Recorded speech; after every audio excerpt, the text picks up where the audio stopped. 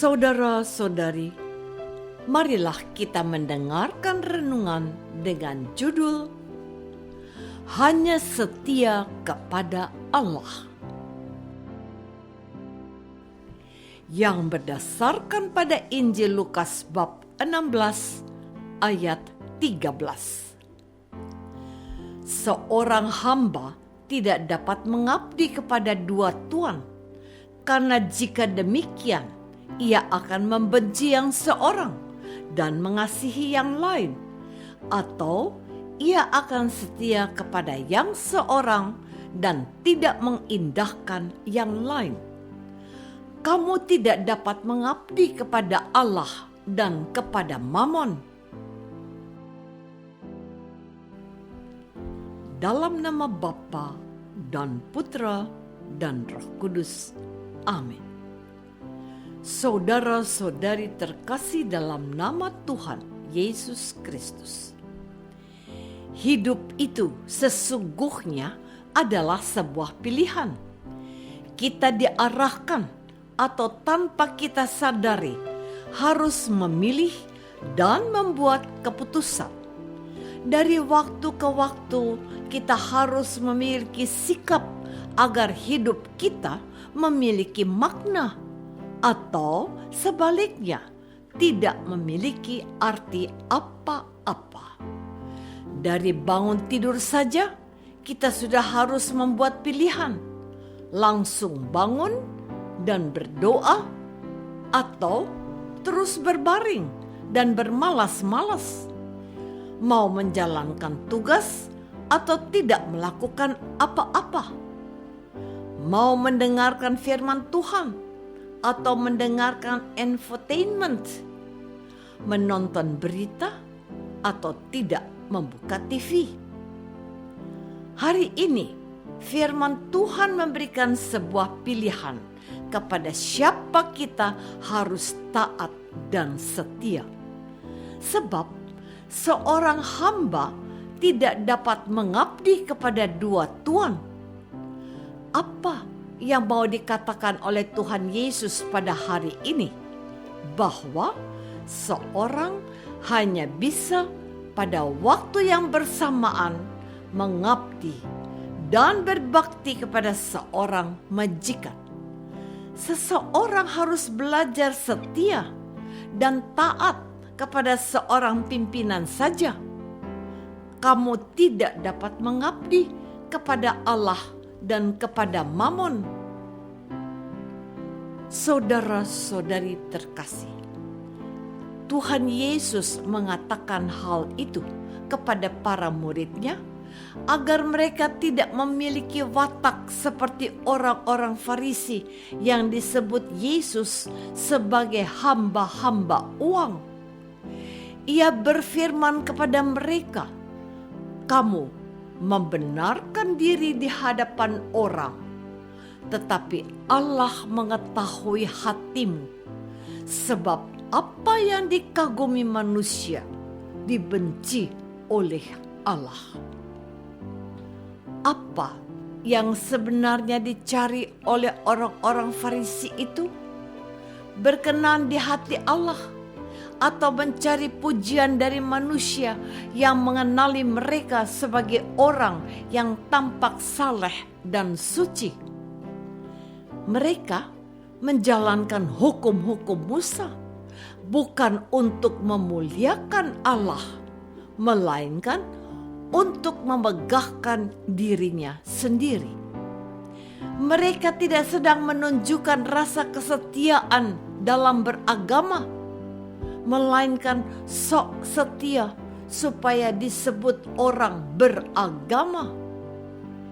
Tuhan Yesus mau mengajar para pengikut-Nya agar mereka lebih mementingkan urusan dan kepentingan Allah daripada ketenaran atau kepentingan pribadi mereka. Hidup keagamaan kita yang menilai adalah Allah, bukan ditentukan oleh pujian atau penghargaan manusia. Itulah sebabnya Tuhan Yesus mengatakan bahwa tidak seorang pun bisa mengabdi kepada dua tuan. Ia harus memilih. Siapa yang dipilihnya? Saudara-saudari terkasih, seorang pengikut Tuhan Yesus haruslah seseorang yang setia kepada tuannya saja, yaitu Allah. Dia tidak bisa memilih dua-duanya, Allah dan Mamon, yaitu uang dan harta duniawi. Dia harus memilih atau Allah atau Mamon.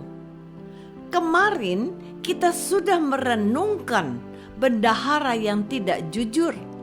Dia tidak setia kepada tuannya karena mencari selamat dengan bertindak cerdik dengan melakukan ketidakjujuran lain lagi, supaya ia dapat ditolong mereka yang dibantunya. Apabila ia betul-betul dipecat oleh tuannya, orang Kristen, orang yang percaya kepada Yesus, ia harus memilih Allah dan hanya kepadanya sajalah ia harus berbakti dan setia. Bahkan ditegaskan bahwa mereka harus setia dalam hal-hal yang kecil sekalipun.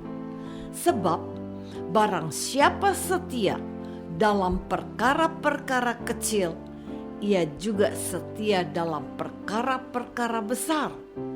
Dan barang siapa tidak benar dalam perkara-perkara kecil, ia tidak benar juga dalam perkara-perkara besar. Kesetiaan itu adalah watak yang dinantikan Allah dari para pengikut Yesus. Bahkan Santo Paulus menegaskan bahwa kesetiaan itu adalah sifat Allah sendiri. Allah itu adalah Allah yang setia kepada umat pilihannya, Israel. Saudara-saudari terkasih, dalam suratnya kepada Timotius, Paulus mengatakan bahwa Allah itu Allah yang setia. Jika kita tidak setia, Dia tetap setia karena Dia tidak dapat menyangkal dirinya. 2 Timotius bab 2 ayat 13. Paulus menegaskan, patut disadari bahwa Allah menghendaki kita hanya setia kepadanya. Dalam perjanjian lama ditegaskan bahwa Allah mencintai Israel seperti seorang istri yang tidak setia. Namun Allah selalu ingin dia kembali kepadanya. Paulus menggambarkan hubungan Allah dan jemaatnya sebagai suami istri. Istri harus setia kepada suami. Demikian jemaat harus setia kepada Kristus sebagai kepala. Yang dibutuhkan dalam sebuah hubungan antara suami dan istri adalah kesetiaan. Sebab hanya orang yang setia sajalah yang memiliki kejujuran, siap berkorban, dan siap juga melayani serta mengampuni. Ketika ditanyakan kepada seorang wanita yang akan menikah, pria macam apa yang dicarinya? Ia berkata, bukan yang kaya, bukan yang berada, juga bukan yang tampan. Yang kucari adalah pria yang setia dan mencintai aku apa adanya, bukan ada apanya. Alasan untuk setia kepada Tuhan yang satu, yaitu Allah, adalah karena Allah kita itu Tuhan yang setia.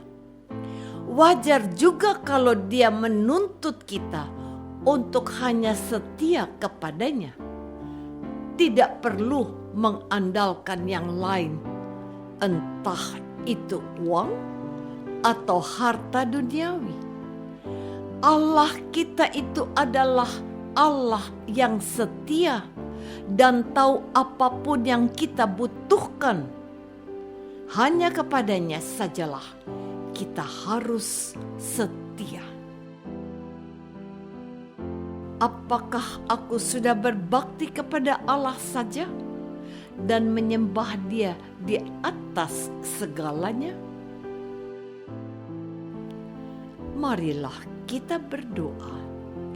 Bapa yang Maha Baik, kami telah berdosa kepadamu dan sering tidak setia menaati perintah-perintah-Mu. Ampunilah dosa-dosa kami, sebab kami mau bertobat dan berbalik padamu dengan setia seperti Kristus, Tuhan dan pengantara kami. Amin. Semoga kita semua selalu dinaungi dan dibimbing oleh berkat Allah yang Maha Kuasa, Bapa dan Putra dan Roh Kudus. Amin.